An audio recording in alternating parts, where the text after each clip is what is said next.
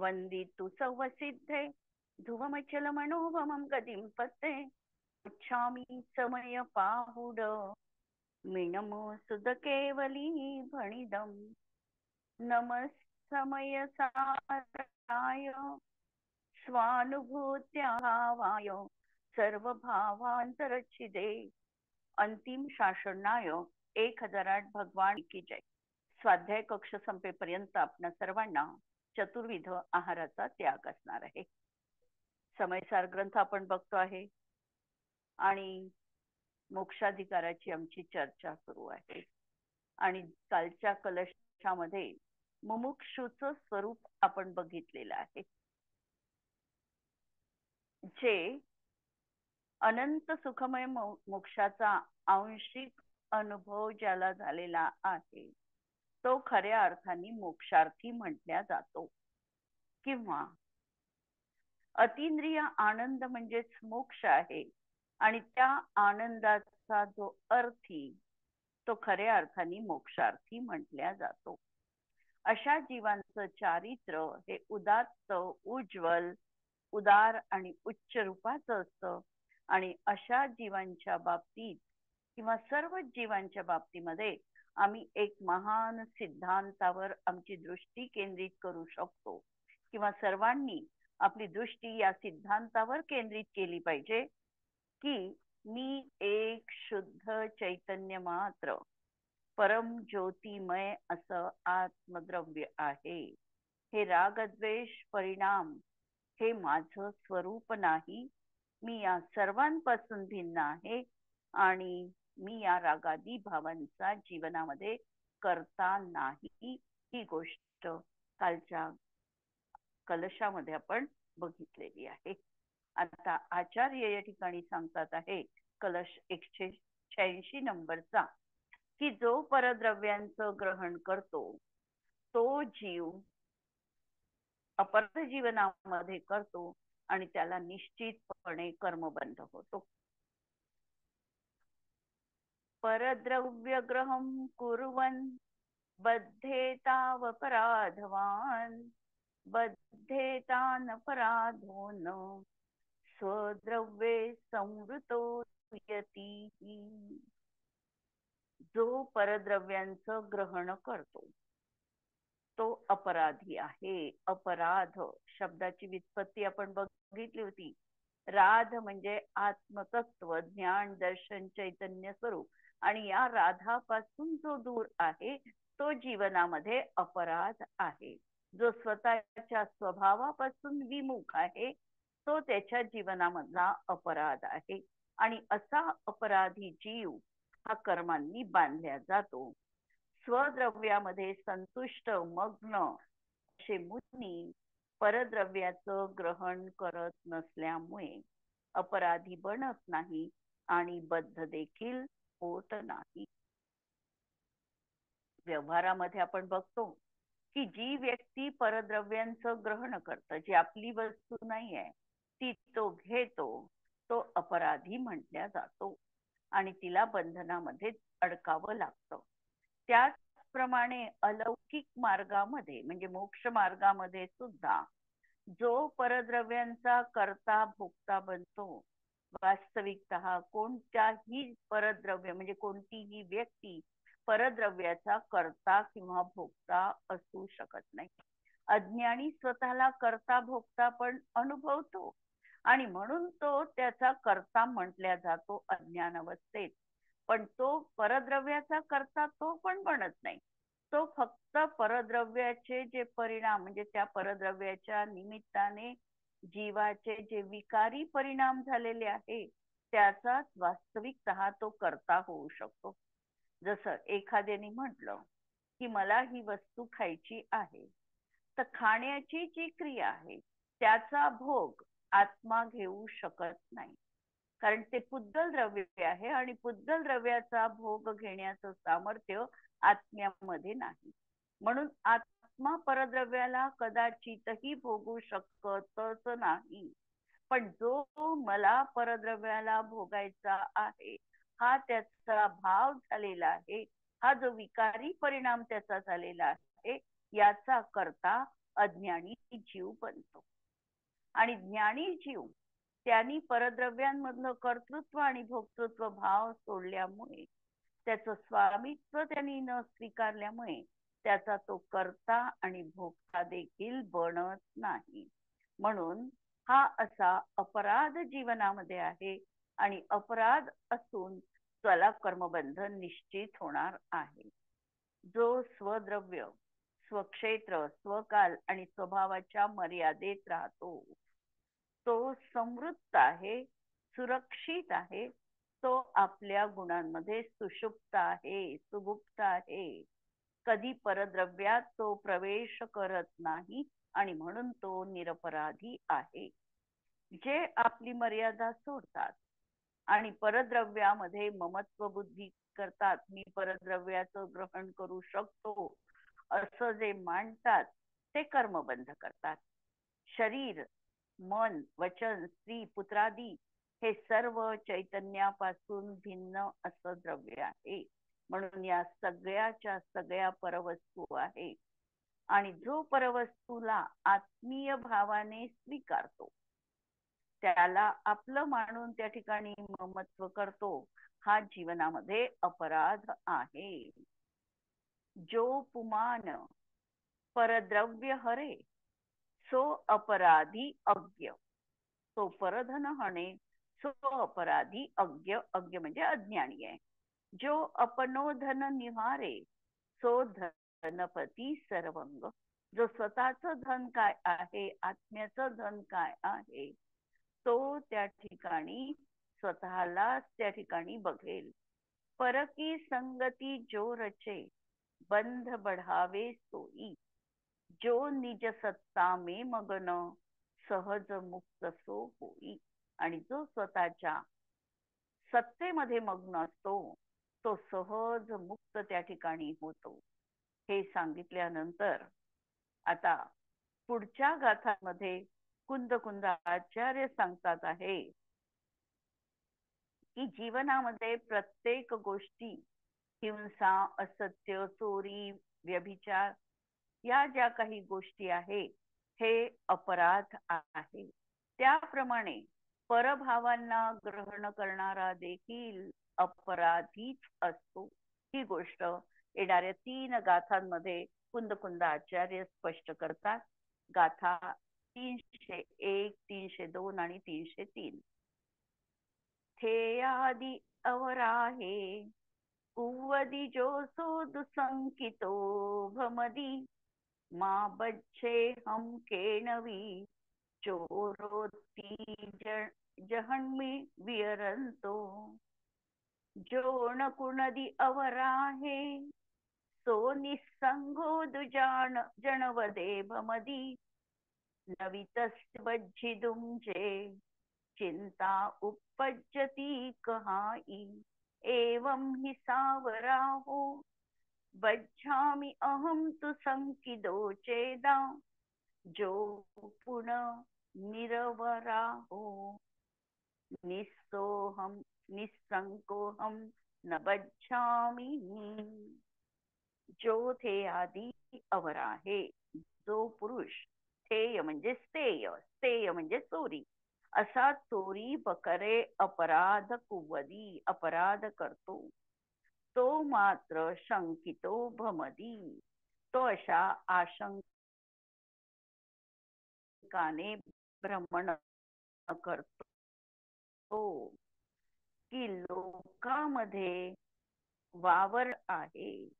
जो जीवनामध्ये कोणतंही पापकृत्य करतो, पापकृत्य करणारा व्यक्ती कधीही जगामध्ये निर्भयतेने वावरू शकत नाही. त्याच्या डोक्यावर सतत अशी एक टांगती तलवार असते, जी त्याला सतत म्हणत राहते की तू अपराध केलेला आहे, कोणत्याही क्षणी तुला पोलीस पकडून नेतील किंवा अपराधी असल्यामुळे तुला निश्चितपणे दंड होईल. म्हणजे कधीही तो अंतरंगामधून निशंक असत नाही. कारण लोकांनी जरी पकडलं नाही, लोकांना जरी ज्ञात झालं नाही, अजून त्याला कळलं नाही की ही व्यक्ती अपराधी आहे, तरी स्वतः अपराध केल्यानंतर स्वतःच्या अपराधीची त्याला जाणीव प्रति समय असतेच असते. तो कधीही निशंक जीवनामध्ये राहू शकत नाही. थोडसही कुठेही खुट वाजलं तर त्याला असं वाटतं की आपलाच अपराध लोकांच्या समोर आलेला आहे आणि जणू मलाच हे लोक पकडून नेणारे आहे. कुठेही थोडासा गाडीचा सायरन ऐकू आला किंवा अजून काही झालं तर त्याच्या मनामध्ये सतत असं वाटत राहतं की मी अपराध केला आहे आणि हे मलाच आता या ठिकाणी पकडणार आहे. म्हणजे जगामध्ये पाप करणारी व्यक्ती कितीही वरून निर्भयतेचा तो मुखवटा धारण करत असेल तरी देखील अंतरंगामधून ती सदैव भयभीतच असते. कधी ती निर्भय बनून निशंक रीतीने जीवनामध्ये वावरू शकत नाही. हीच गोष्ट या ठिकाणी सांगितली की जो पुरुष चोरी वगैरे अपराध वगैरे म्हटलंय, वगैरे याचा अर्थ हिंसा, असत्य, चोरी, कुशील, परिग्रह पाची लावायचे त्या ठिकाणी असे अपराध करतो, तो मात्र अशा आशंकाने भ्रमण करतो की लोकांमध्ये वावरणारा असा मी चोरी वगैरे करणारा गुन्हेगार आहे. त्याचं अंतरंग मन त्याला निरंतर निरंतर ग्वाही देत की तू गुन्हेगार आहे, तू चूक केलेली आहे, तुझ्या चुकीला माफी नाही.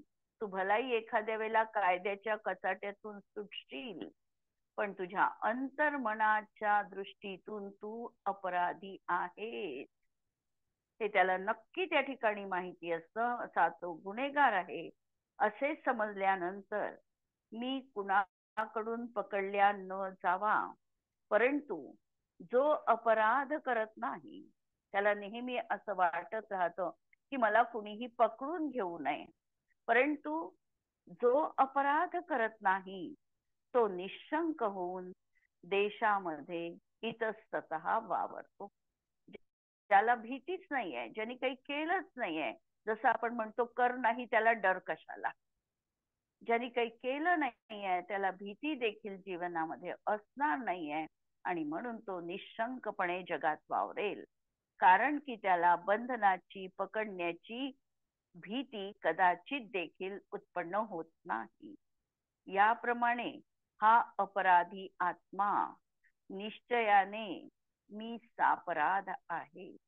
जेव्हा आम्ही एखादं वाईट कृत्य करतो, अपराध माझ्याकडून होतो, परद्रव्यांचं माझ्याकडून ग्रहण केल्या जातं, त्या जीवाला सतत ही टोचणी आहे की हे माझं नसताना देखील मी त्याला आपलं म्हटलेलं आहे, त्या परद्रव्याचं मी ग्रहण केलेलं आहे. मी सापराध आहे, मी अपराधी आहे आणि म्हणून मी बद्ध होईल अशा प्रकारे तो शंकित असतो. आणि जर आत्मा निरपराध आहे तर मात्र मी बद्ध होणार नाही अशा प्रकारे तो निर्भय असतो. पण ज्याने जीवनामध्ये परद्रव्याचं इथे अपराध त्याला म्हटलेला आहे, जो परद्रव्याचं ग्रहण करतो त्याला अपराध म्हटलेला आहे. ते स्वतःच्या मालकीचं आहे की मालकीचं नाही हा इथे प्रश्नच नाही आहे.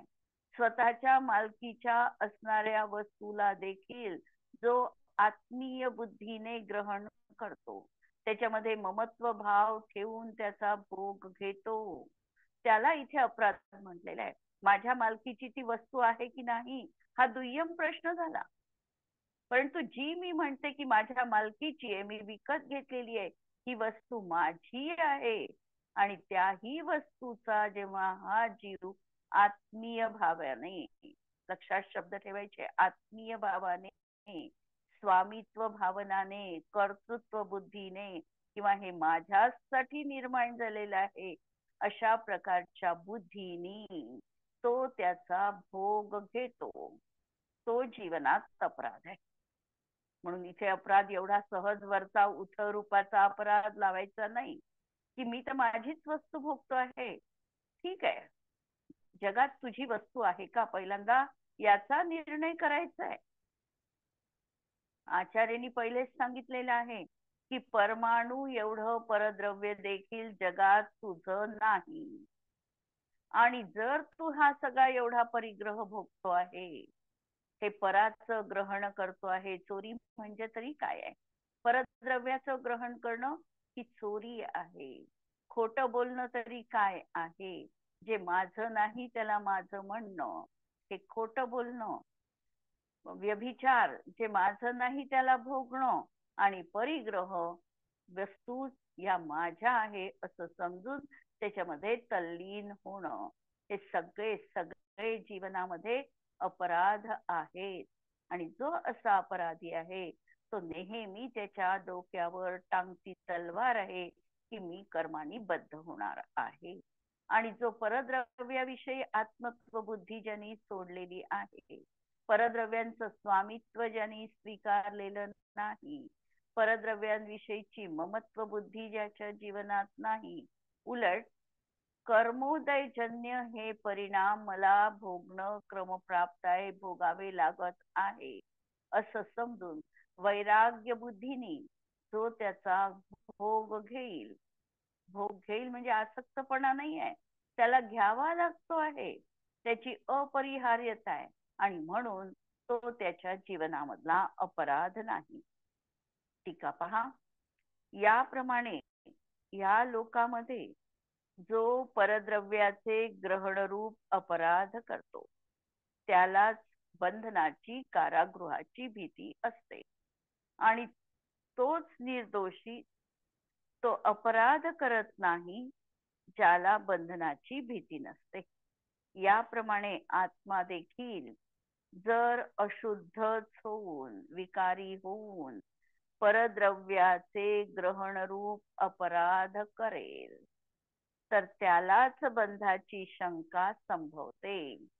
परंतु जो आत्मा शुद्ध होऊन, शब्द ठेवलेले आहे अशुद्ध होऊन, आचरण नाही हे माहिती आहे की काय आहे नेमकं, म्हणून अशुद्ध होऊन विकारी बनून, विकारी बनणं याचा अर्थ परभावामध्ये आत्मीय बुद्धी करणं, अशा तऱ्हेने जो होईल तो कर्मबंध करेलच. परंतु जो आत्मा शुद्ध होऊन परद्रव्य ग्रहणाचा अपराध करत नाही त्याला ती बंध शंका, कर्मबंधाचे भय पण संभवत नाही. हा नियम आहे. म्हणून सर्व परद्रव्याच्या भावांचा सर्वथा त्याग करून शुद्ध आत्म्याचे ग्रहण करावे. असे केले असतानाच आत्मा निरपराधी होतो. या ठिकाणी हिंसा, चोरी याला काय म्हणायचं, कसं म्हणायचं निश्चय न्यायाच्या दृष्टीतून? तर हिंसा त्याला म्हणायची की शुद्ध स्वरूप असूनही हा रागद्वेषादी भावांनी परिणमतो, ही भावहिंसा. असत्य, परभाव, परविकार, परद्रव्य यांना आपलं म्हणतो, खोटं बोलतोय. चोरी, परभावांना आपलं मानून ग्रहण करतो. कुशील, वर्तमान पर्याय, त्रिकाली आत्म्याला सोडून शुभाशुभ भावामध्ये रममाण होते आहे आणि परभावात आसक्ती असणं हे झालं परिग्रह. तर अशा तऱ्हेचा हा अपराध जीवनात केला की त्याला निश्चितपणे कर्मबंध होणार. चोरी वगैरे गुन्हे केले तर पकडण्याचं आणि तुरुंगाचं भय राहील. निरपराधीला ते भय कसं राहील? याचप्रमाणे आत्मा परद्रव्याचे ग्रहणरूप अपराध करेल तर कर्मबंधाचे भय आहेच. आणि जर आपणा शुद्ध अनुभवून, या ठिकाणी समजून नाही म्हटलं की अनुभव घेऊन म्हटलं, म्हणजे ज्याला शुद्ध आत्मा प्रतीतीत आलेला आहे, केवळ शाब्दिक समजणं याला इथे महत्वपूर्णता दिलेली नाही. म्हणून शुद्ध अनुभवून परद्रव्याचं ग्रहण करणार नाही तर कर्मबंधाचं भय मुळीच नाही. म्हणून परद्रव्य सोडून शुद्ध आत्म्याचे ग्रहण करावे, तेव्हाच हा आत्मा निरपराधी होतो. मागच्या गाथेमध्ये आचार्यांनी सांगितलं होतं की शुद्ध आत्म्याला जाणणारा कोणता ज्ञानी पराला आपले मानेल? हा प्रश्न त्यांनी उपस्थित केला होता. कारण परभाव तर सर्व आणि सर्वदा हेय आहे. आता या गाथांमध्ये आचार्यांनी परभावांना ग्रहण करणाऱ्याला अपराधी म्हणून सिद्ध केला आहे. हिंसा, असत्य, चोरी, परस्ती सेवन हे जसे अपराध आहे, त्याचप्रमाणे रागादी परद्रव्यांचं ग्रहण करणं, स्वीकार करणं हाही अपराध आहे. आणि याच्यामध्ये 5ही पाप लावायचे आहे. रागादी परभावाला आत्मरूप मानणारा जीव स्वभाव भावापासून शुद्ध होतो. परभावांना स्वीकारणे हा अपराध आहे आणि हा अपराधीला सदैव बंधनाची आशंका असते. तो कर्माच्या बंधनात पडतो. आणि जो रागादी विकारी परभावांना स्वीकार करत नाही, त्याला परभाव जाणून दूर राहतो, तो निरपराधी आहे. निरपराधी आत्मा निशंक असतो, त्याला बंधनाची आशंका नसते आणि तो कर्मबंधापासून मुक्त होतो. मिथ्यात्व रागादी परभावांना स्वीकारले तर कर्मबंधन आहे, आणि जर अविकारी परमचैतन्य भावाला स्वीकारले तर जीव मुक्त होणार आहे. म्हणून आत्महितैषी पुरुषाला चैतन्य मात्र भावच ग्रहण करण्यायोग्य आहे आणि शेष सर्व भाव सोडण्यायोग्य आहे. म्हणून या गाथांचा प्रयोग जर आम्हाला जीवनात पाहायचा असेल तर निशंक आणि निर्बंध राहण्यासाठी परद्रव्य आणि परद्रव्याच्या ग्रहणाचा अपराध न करणं, कोणत्याही तऱ्हेची ही जी पाप प्रवृत्ती सांगितली की शुद्ध आत्म्यापासून च्युत होणं, नंतर विकारांना आपलं म्हणणं, परभावांना आपलं मानणं, नंतर शुभाशुभ भावांमध्ये रमणं आणि परभावांमध्ये आसक्ती असणं, या 5ही तऱ्हेच्या पाप क्रियेपासून जीवाला निरंतर मुक्त कसं ठेवता येईल, निरंतर आत्मस्वरूपाचा विचार जीवनामध्ये कसा स्फुरायमान होईल, हे आम्हाला या गाथांच्या अनुषंगाने पाहायचं आहे. आणि यानंतर आता आचार्यांनी सांगितलं की अपराधी जो आहे हा बांधल्या जाणार आहे. आणि म्हणून निरपराधी अपराधपणा काय आहे याचा खुलासा आचार्यांनी 304 आणि 305 नंबरच्या गाथांमध्ये केलेला आहे.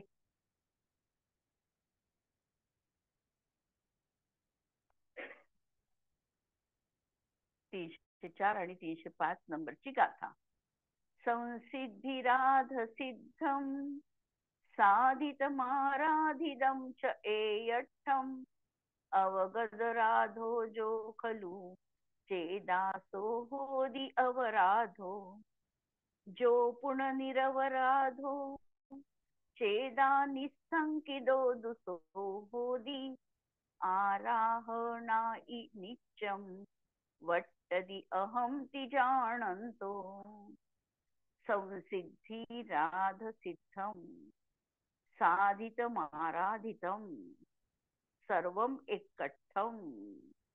हे सगळे शब्द एकार्थवाची आहे. कोणकोणते? संसिद्धी, राध, सिद्ध, साधित आणि आराधित. हे जे सगळे शब्द वरच्या ओळीत सांगितले, संसिद्धी, राध, सिद्ध, साधित, आराधितम, हे सगळे एयठम एकार्थवाची आहे. जो जीव अवगत राधो राधाने रहित आहे, तो अवराधो होती, तो जीव अपराधी होतो. जो जीव राधाने रहित आहे तो जीव अपराधी होतो. आणि जो जीव पुन्हा निरपराध आहे तोच निशंकित होतो आणि स्वतःला शुद्ध आहे असा जाणणारा आराधना रूपाने नित्य वर्ततो. परद्रव्याचा परिहार करून शुद्ध आत्म्याची सिद्धी अथवा साधन म्हणजेच राध समजावा. परद्रव्याचा परिहार करून म्हणजे परद्रव्याला सोडून देऊन, परद्रव्याला महत्व न देता, परद्रव्याला आत्मबुद्धीने न बघता शुद्ध आत्म्याची सिद्धी अथवा साधन, शुद्ध आत्म्याचं अवलंबन घेणं, त्याला साधन म्हणणं म्हणजेच राध समजावा. ज्या आत्म्यापासून अथवा ज्या भावाला राध म्हणजे शुद्ध आत्म्याची सिद्धी किंवा साधना दूरवर्ती आहे, तो अपराध आहे. म्हणजे ज्याला आत्मराध प्राप्त झाला नाही, ज्याला राधाची प्राप्ती नाही, ज्याला साधना नाही, ज्याला संसिद्धी नाही, ज्याला आराधना नाही, तो जीव दूर आहे साधनेपासून आणि म्हणून तो अपराध आहे. जो आत्मा अपराध रूपाने परिणमतो तो सापराध आहे. आणि तो आत्मा परद्रव्याच्या सद्भावाने शुद्ध आत्म्याच्या सिद्धीचा अभाव त्यामुळे बंधाच्या शंकेचा संभव असताना स्वयं अशुद्धपणामुळे अनाराधकच आहे. पहा, शब्द लक्षात घ्या. तो आत्मा परद्रव्याच्या ग्रहणाच्या सद्भावाने म्हणजे त्या आत्म्याला परद्रव्य ग्रहणाचा सद्भाव आहे. त्यांनी परद्रव्याचं आत्मीय रूपाने ग्रहण केलं आहे. असा शुद्ध आत्म्याच्या सिद्धीचा त्याला अभाव आहे.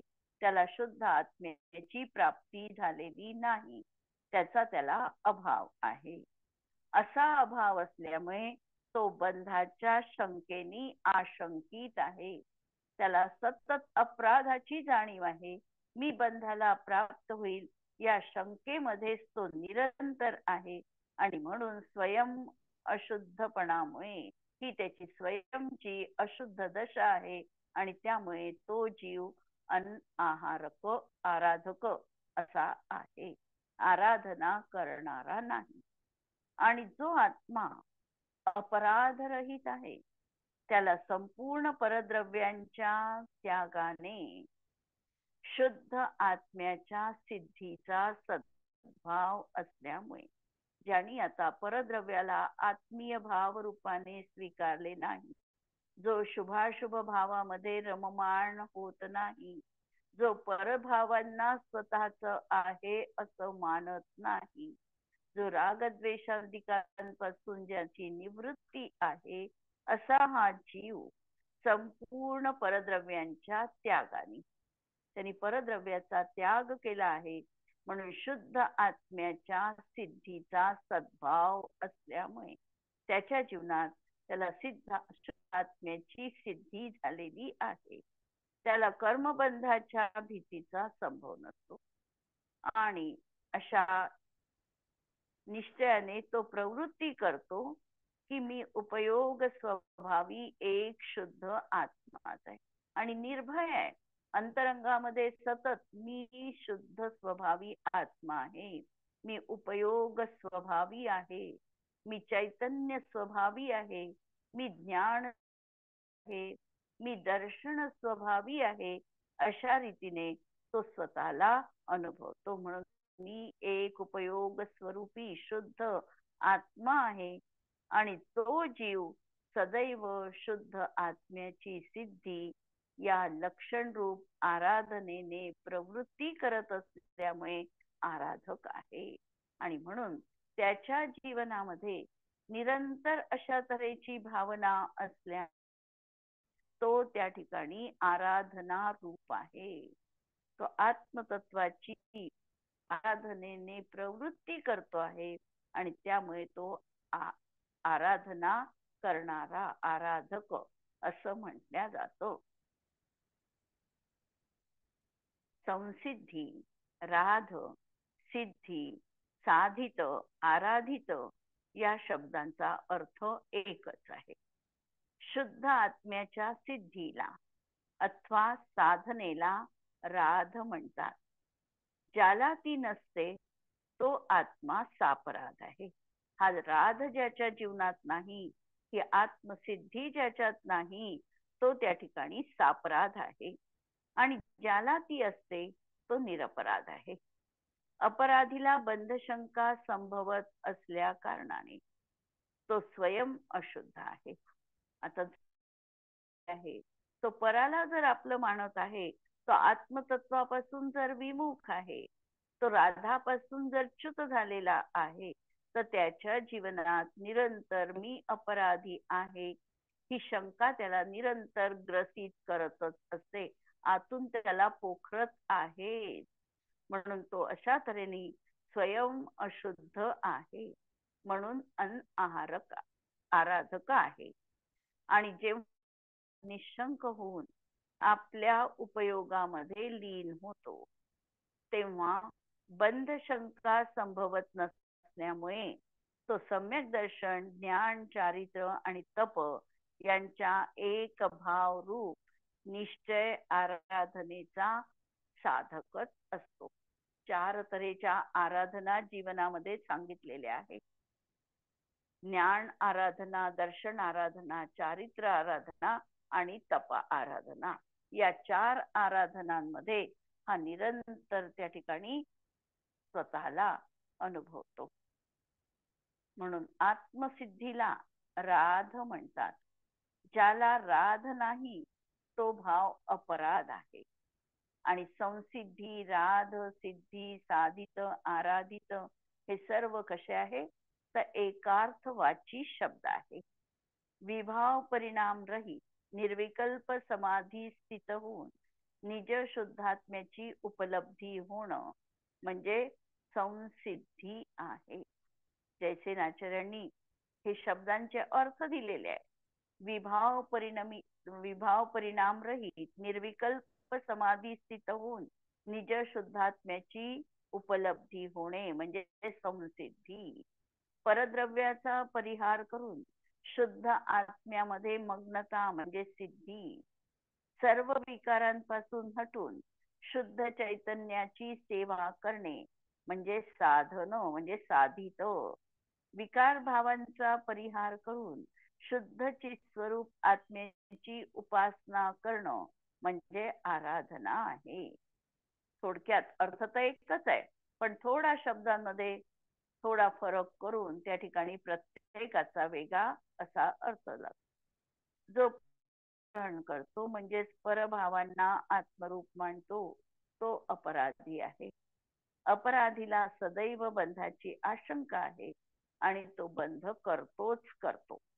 तो शुद्धात्म्याचा आराधक आहे. खरे तर निर्विकल्प समाधी स्थित होऊन निज शुद्धात्म्याची आराधना करणे खरं म्हणजे हेच श्रेयस्कर आहे, आणि हाच जीवनामध्ये राध आहे. आणि या गाथेचा प्रयोग 2 गाथांचा की निशंक आणि निर्बंध होण्यासाठी स्वतःला केवळ ज्ञान मात्र अनुभवणे. निरंतर आत्मा कसा आहे, तर आत्मा केवळ ज्ञान रूप आहे, केवळ चैतन्य रूप आहे, उपयोगमय आहे. अशा तऱ्हेच्या या भावनेमध्ये रत राहणं हा प्रयोग या गाथेच्या अनुषंगाने आम्हाला करायचा आहे. आपण या ठिकाणी आज थांबतो आहे. जिनवाणी के ज्ञान ते तुझे लोकालो, सो जिनवाणी मस्तक नमो सदा देत हूँ घो. नमो अरिहंताणम, नमो सिद्धाणम, नमो आयर्याणम, नमो वज्रायाणम, नमो लोये सवस्ताहुणम. सर्वांना जय जिनेंद्र. कुणाला काही प्रश्न असेल